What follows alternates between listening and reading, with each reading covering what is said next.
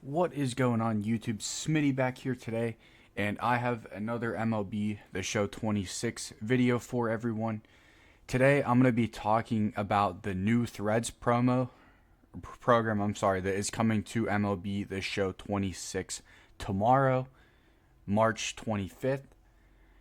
This is what I'm doing to prepare because if this program is anything like it was in MLB The Show 25, we should be able to make a good bit of stubs off of this and use those towards either the new threads cards if we like those, doing the WBC to get the Mikel Garcia, even though I don't think that card's worth it. You're probably going to need him for a bigger collection down the road, so that could be something to knock out. Obviously, most people don't have live series collections done yet.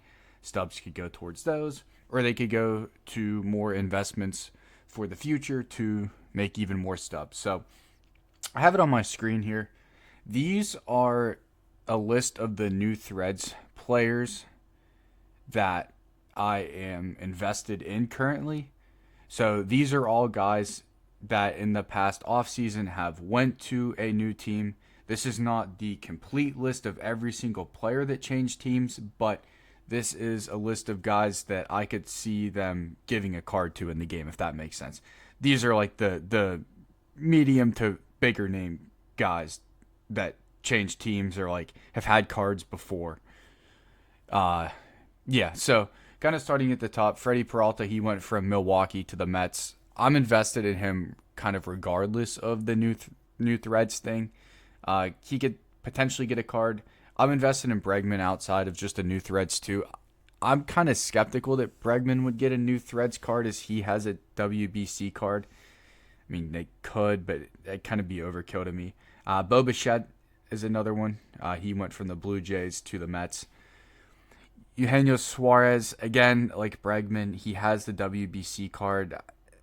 I think they gave him a new threads one last year, I want to say, but kind of skeptical that he would get one. But kind of what I was going to get into as well is with these, if you buy them properly, certain cards, as I was going through doing this, like there was literally like no gap where you might literally break even or lose a stub or two per card, which is fine because other ones there is going to be a decent gap on where you can just turn around and sell all these cards back and get your stubs back, and you're going to profit a little bit just surely on the amount of cards we have here, because we have 22, 23, 24, 25, 26, 27, 28, 29. So we have 30 players here times 20 cards should be 600. So you're not going to lose stubs. You might lose stubs on like 4 or 5 of them, but you're going to make stubs on the other 25. So you'll profit regardless.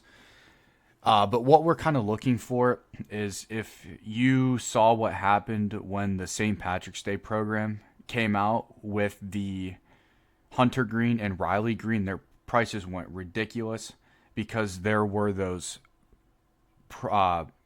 progress missions towards the program for Riley Green and Hunter Green. So that's kind of what we're looking for with this, is it being like, oh, say Bo Bichette gets a new threads card.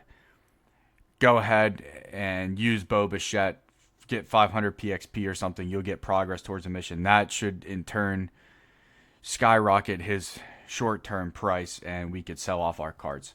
But kind of back to this. Taylor Ward's another one. Matt Strom. I don't know why, but I have a hunch that Matt Strom's going to get a new threads card. Relievers have been kind of lacking. He'd be another good lefty reliever.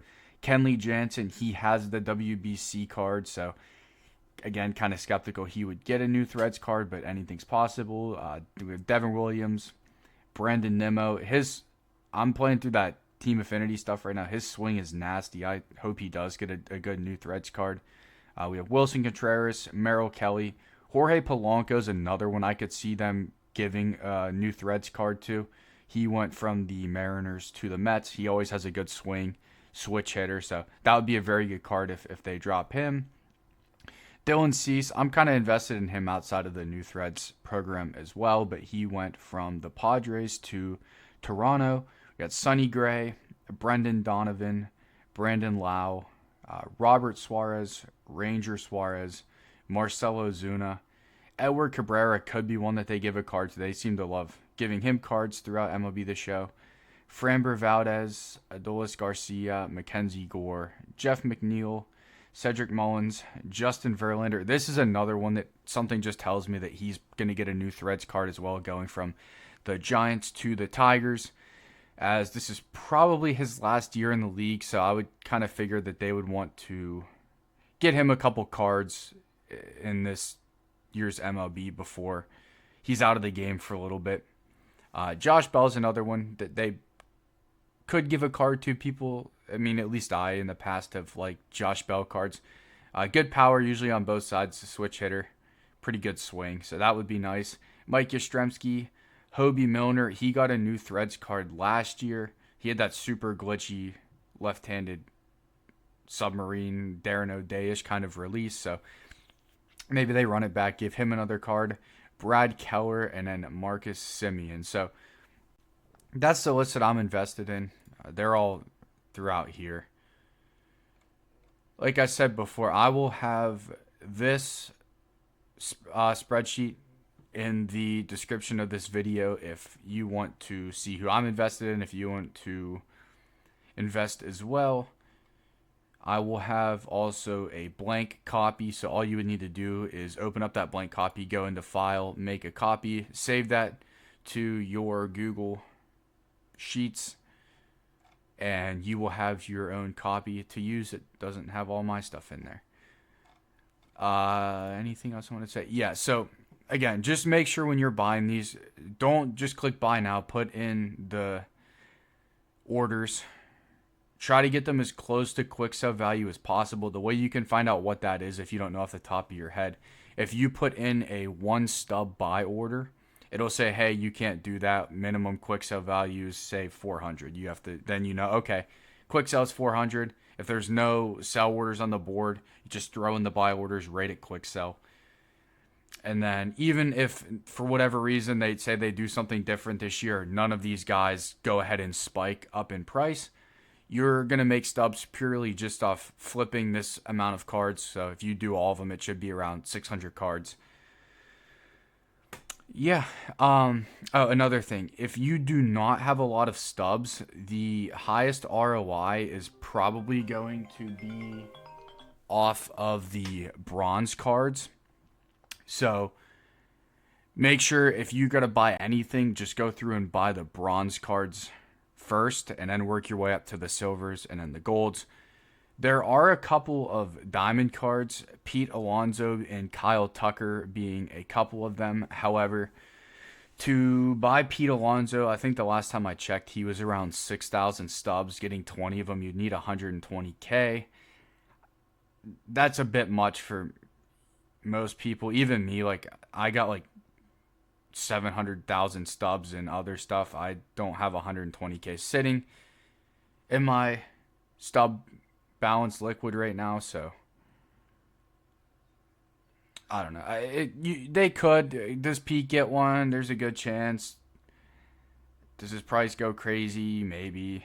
Am I gonna play WBC mini seasons today? And if I pull something good, will I buy a couple Pete's? Probably. If I get lucky, we'll see. But yeah, I hope this helped. Hopefully a couple of these guys hit and we're able to make some good stubs to do whatever with, whether that be collections or reinvest those back into the future. But hope you guys enjoyed. Let me know if this was helpful down in the comments below, and I will catch you in the next one. Peace.